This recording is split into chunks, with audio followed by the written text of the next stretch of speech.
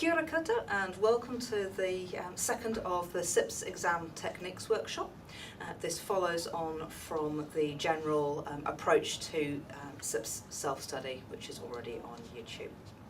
This session is going to be in two parts. The first will cover the unseen case studies, which are at D3 sourcing, AD1 management, AD2 managing risks, and PD1 leadership. And in that half of the session I'm going to cover off how these differ from the straight essay-based exam questions and hints and tips for exam success, and those as always based on my own experience. The second half of the session is going to cover the pre-release case studies, and there are two of those, one at AD3 improving competitiveness and one at PD3, which is the strategic supply chain management. Approaches to the study that do differ from the other case studies and the exam technique for these exams.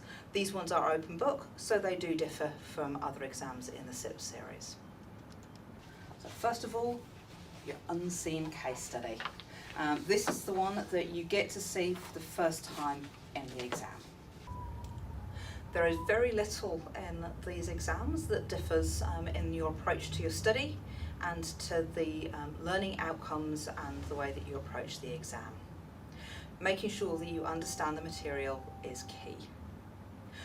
Past papers are going to give you a good insight into the types of questions that get asked, but don't question spot. That's really important, particularly in the case study exam, because the questions do relate back to the case study. Do also read the assessors' reports.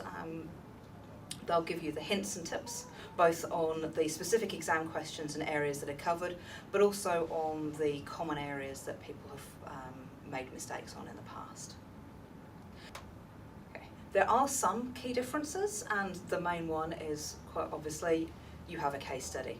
It's about 500 words long, which is about a page, and it's your chance to show how you can apply the theory that you've learned from the textbook to a specific business. Do understand you're not expected to be an expert in that business or a particular sector.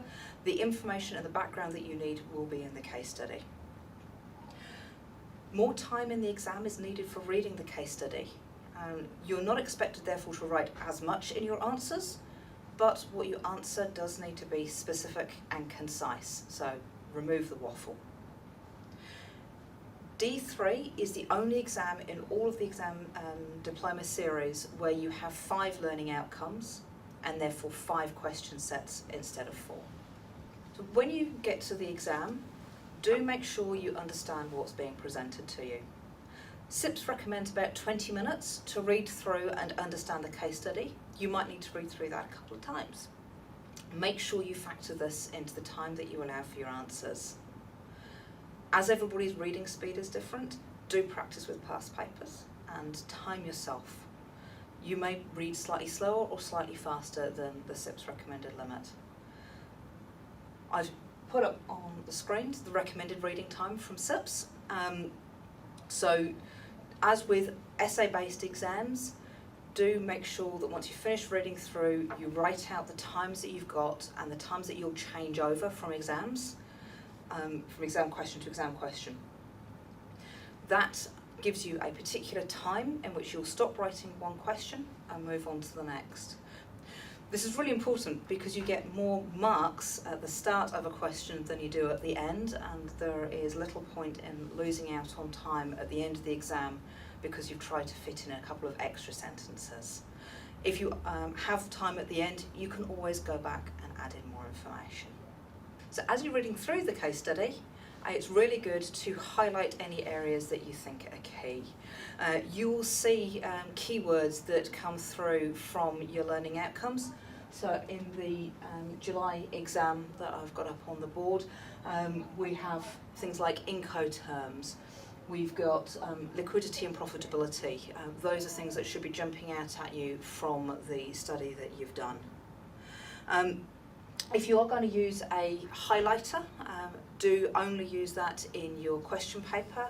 If you want to make any emphasis on your answer paper, use underlining because the papers get photocopied as part of the marking process and any highlighting disappears. So when you're looking at the exam questions. Remember to note the command words and the marks allocated for each question. Those are going to give you guidance as to the depth of information that are needed. As with all exam questions, if you're asked for a number of items, then give that number and not more, not less. You won't get any extra marks for putting in 5 requirements instead of the 4 that are on this paper. The examiners have to stop marking at the end of your 4th answer, even if you think your first one might not be quite right. Similarly, if you only put 3 in, then you can't get the full marks, no matter how good those 3 answers are.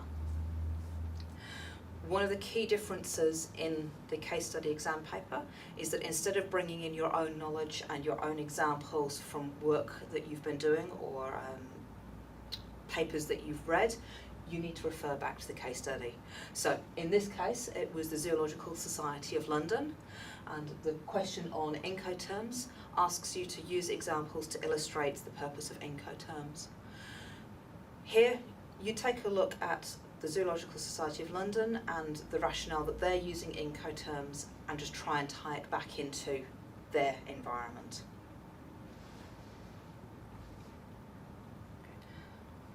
However, you do need to draw in your own knowledge and study in answering the questions.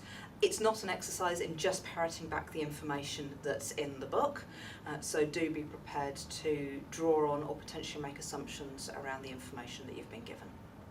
And that's really it. It's not a huge difference to the other exams that you're sitting. Your timing is important, and remembering that you need to relate your answers back to the case study. And that's really about it. So do you have any questions? Anything that's burning? I guess my question would be, sometimes you sort of find a bit of comfort in having a case study in front of you to refer back to rather than your own knowledge just falling in the air. Yeah.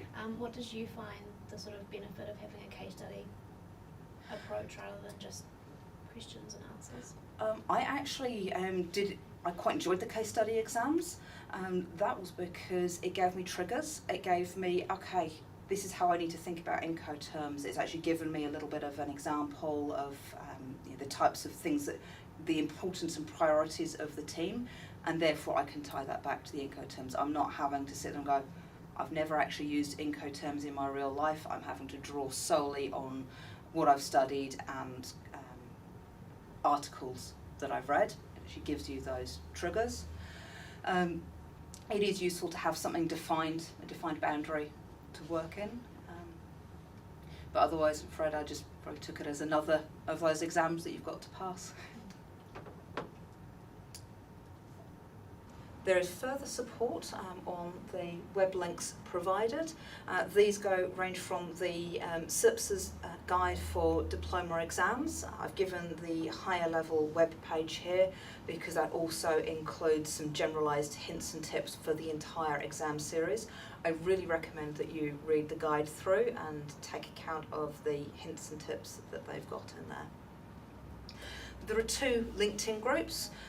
CIPS Students Australasia, which is run by Fiona McDonald, who is the current CIPS Australasia student representative, and the CIPS Student Members, which is a UK run by a lady called Sue, who is a tutor in the UK, but it does have global coverage for its students.